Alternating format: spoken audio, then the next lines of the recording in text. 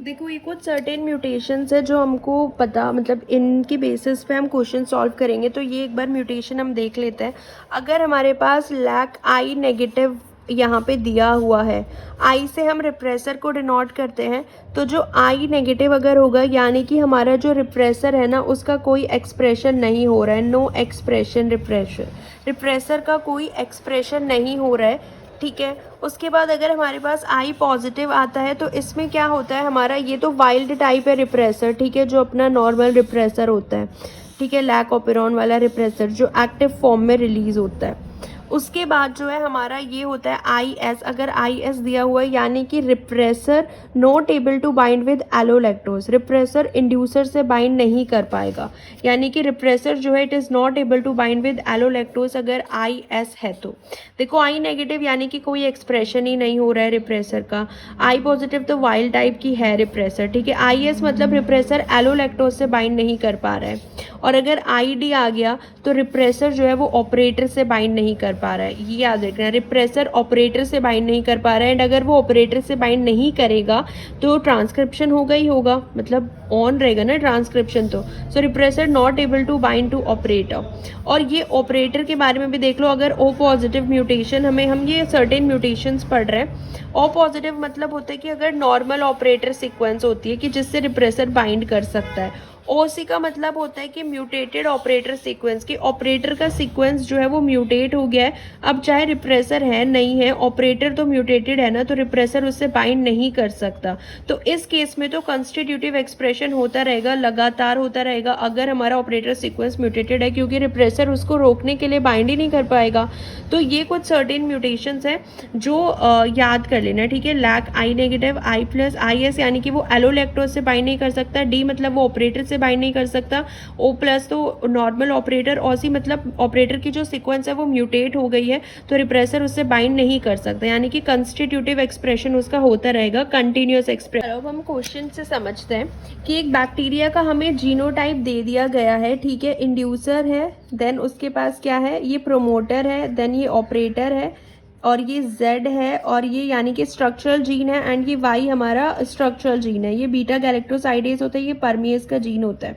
तो ये हमें दे दिया गया है, ठीक है। इन्होंने पूछा है कि what will be the expression level of beta galactosidase और परमिएज का, इन दोनों का हमें एक्सप्रेशन लेवल पता करना है in the presence of inducer and in the absence of inducer. दोनों में हमें देखना है कि जब इंड्यूसर प्रेजेंट होगा, in the presence of inducer and in the absence of inducer, ठीक है। तो in the presence of inducer हम देखते हैं दोनों जीन का एक्सप्रेशन, एंड अगर हमारा इंड्यूसर क्या है, एब्सेंट है, एब्सेंस ऑफ इंड्यूसर, ठीक है, दोनों के केस में हम देखते हैं। देखो सबसे पहले हम देखते हैं कि इंड्यूसर अगर प्रेजेंट होगा, इंड्यूसर हम किसको बोल रहे हैं भाई, इंड्यूसर हमारा क्या है, एलोलैक्टोज ही तो है ना, जो रिप्रेसर को बाइंड करा रहा है, मतलब रिप्रेसर से बाइंड करके उसको बाइंड नहीं होने दे रहा है प्रोमोटर से। देखो ये हमारा क्या है, इंड्यूसर का जीन है, सॉरी ये हमारा रिप्रेसर का जीन है, ठीक है। तो यहाँ से हमारा रिप्रेसर बना, ठीक है, मान लो ये हमारा रिप्रेसर बना। इंड्यूसर हम देख रहे हैं कि अगर इंड्यूसर प्रेजेंट है, तो अगर इंड्यूसर प्रेजेंट होगा तो ये इससे बाइंड कर जाएगा, इंड्यूसर इससे बाइंड कर जाएगा तो इसको इनहिबिट कर देगा। तो यानी कि ये जो रिप्रेसर है ना, ये प्रोमोटर पे बाइंड नहीं कर पाएगा, देन प्रोमोटर पे आरएनए पॉलीमरेज आएगा, ऑपरेट यहाँ पे आरएनए पॉलीमरेज आएगा, लेकिन जो जेड है जीन, ये तो इसका तो एक्सप्रेशन ही नहीं होगा क्योंकि ये नेगेटिव है।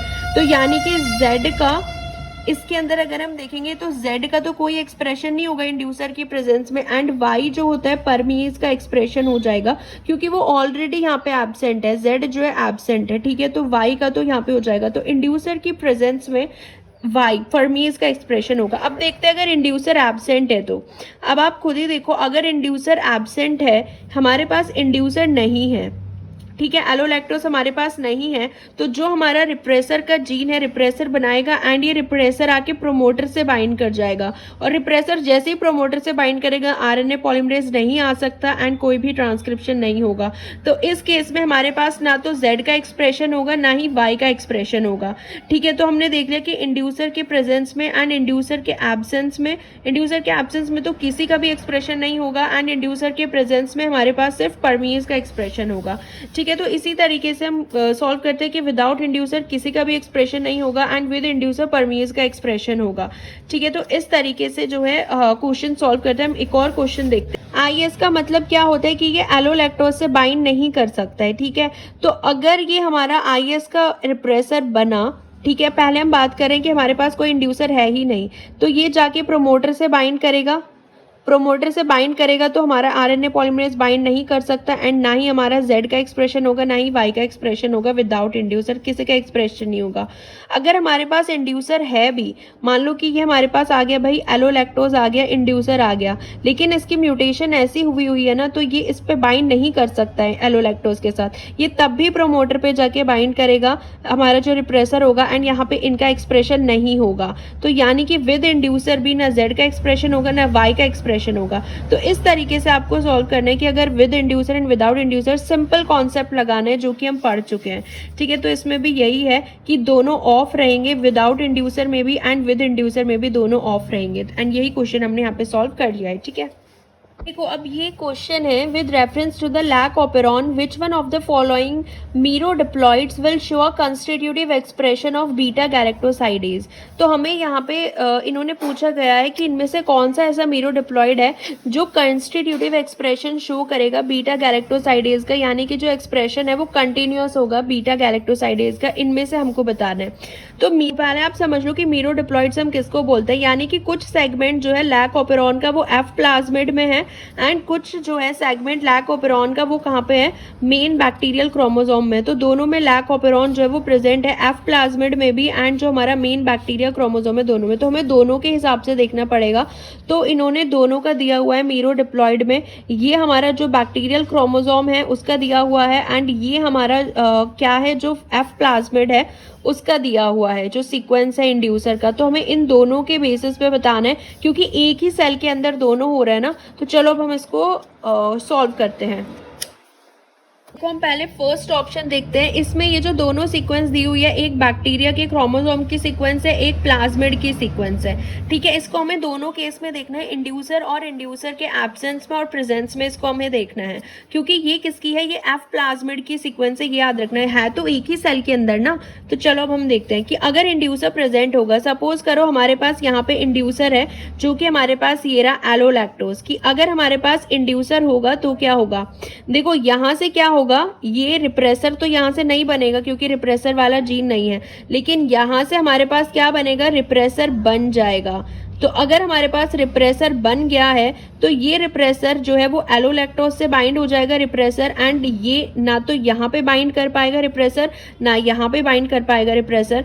तो इस केस में हमारे पास बीटा गैलेक्टोसाइडेज भी क्या होगा, बीटा गैलेक्टोसाइडेज का भी एक्सप्रेशन होगा इंड्यूसर की प्रेजेंस में एंड जो वाई है उसका भी एक्सप्रेशन होगा। ठीक है, क्योंकि यहाँ पे तो बीटा गैलेक्टोसाइडेज है ना तो वो बनेगा एंड यहाँ से परमीएज भी बनेगा यहाँ, लेकिन बीटा गैलेक्टोसाइडेज तो बन ही रहा है ना, इसमें से अगर एक में भी बन रहा है तो, एंड परमीएज भी बनेगा। तो इंड्यूसर की प्रेजेंस में दोनों में एक्सप्रेशन होगा। अब देखते हैं विदाउट इंड्यूसर क्या होगा। अब देखो हमारे पास इंड्यूसर नहीं है, अगर हमारे पास इंड्यूसर नहीं है तो हमारा रिप्रेसर जो है वो इस साइड भी बाइंड कर जाएगा ऑपरेटर से रिप्रेसर। ठीक है, यहाँ भी बाइंड कर जाएगा एंड रिप्रेसर यहाँ पे भी बाइंड कर जाएगा। और अगर रिप्रेसर दोनों साइड बाइंड करेगा, हमारा जो ट्रांसक्रिप्शन है ना तो इनका ट्रांसक्रिप्शन हो पाएगा ना ही इसका ट्रांसक्रिप्शन हो पाएगा। तो हमारे पास जो Z है विदाउट इंड्यूसर ना इसका होगा एंड Y में क्या होगा, ना इसका होगा। तो इस केस में इन्होंने क्या पूछा हुआ है क्वेश्चन में कि कौन जो है कंस्टिट्यूटिव एक्सप्रेशन शो करेगा beta galactosidase. First constitutive expression का मतलब होता है ना कि यानी कि इंड्यूसर है और नहीं है, दोनों केस में बीटा गैलेक्टोसाइडेज जीन जो है वो एक्सप्रेस्ड होना चाहिए। लेकिन इस केस में तो नहीं है, क्योंकि विदाउट इंड्यूसर अगर नहीं है तो हमारा बीटा गैलेक्टोसाइडेज नहीं एक्सप्रेस हो रहा है। यानी कि दोनों साइड में इंड्यूसर हो चाहे ना हो, दोनों में बीटा गैलेक्टोसाइडेज का एक्सप्रेशन होना चाहिए। तो ये हमने देख लिया। फर्स्ट जो पहला ऑप्शन है ये तो इनकरेक्ट है, क्योंकि इसमें कॉन्स्टिट्यूटिव एक्सप्रेशन नहीं हो रहा है बीटा गैलेक्टोसाइडेज का। ठीक है, उसके बाद हम देखते हैं बी ऑप्शन। देखो ये बी ऑप्शन मैंने लिख दिया, इनका जो सीक्वेंस गिवन है बैक्टीरियल क्रोमोसोम एंड ये प्लाज्मिड पे जो गिवन है। अब हम देखते हैं इंड्यूसर की प्रेजेंस और एब्सेंस में हम बीटा गैलेक्टोसाइडेज का एक्सप्रेशन देखना है।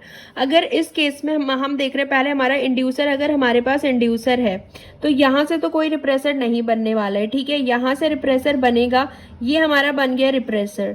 ठीक है। ये जो हमारा यहाँ पे रिप्रेसर बनेगा, अब खुद ही देखो ये जो रिप्रेसर है, ये रिप्रेसर इस एलोलैक्टोज से बाइंड कर जाएगा। ठीक है, रिप्रेसर एलोलैक्टोज, क्योंकि इंड्यूसर है हमारे पास, एलोलैक्टोज से बाइंड करके ना तो ये यहाँ पे बाइंड करेगा ना इस ऑपरेटर पे बाइंड करेगा, और हमारा इस केस में जो जेड है उसका सीक्वेंस होगा। ठीक है, y का तो एक्सप्रेशन नहीं होगा, z का एक्सप्रेशन होगा, एंड इस केस में हमारे पास y का एक्सप्रेशन होगा। तो यानी कि z और y दोनों का एक्सप्रेशन हो रहा है अगर इंड्यूसर है तो।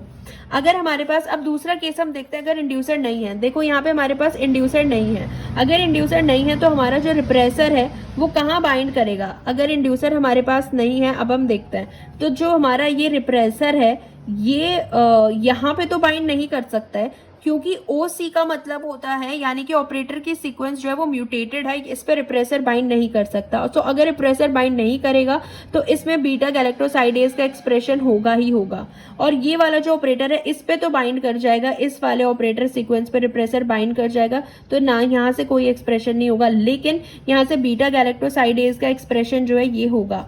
तो यानी कि जो बी ऑप्शन है इसमें बीटा गैलेक्टोसाइडेज का जो एक्सप्रेशन है वो इंड्यूसर के एब्सेंस में भी हो रहा है एंड इंड्यूसर के प्रेजेंस में भी हो रहा है। तो इसी को हम बोलते हैं कॉन्स्टिट्यूटिव एक्सप्रेशन, यानी कि B option will be correct, क्योंकि इंड्यूसर है और इंड्यूसर नहीं है, दोनों केस में ये एक्सप्रेस कर रहा है गैलेक्टोसाइडेज जीन, क्योंकि इसमें हमारे पास ये प्रेजेंट है ना, OC प्रेजेंट है। ठीक है, इसी तरीके से हम C और D भी देख सकते हैं, जो कि रॉन्ग ऑप्शन है, तो हम बी ऑप्शन इसमें करेक्ट है, C और D भी हम देख सकते हैं इस पे।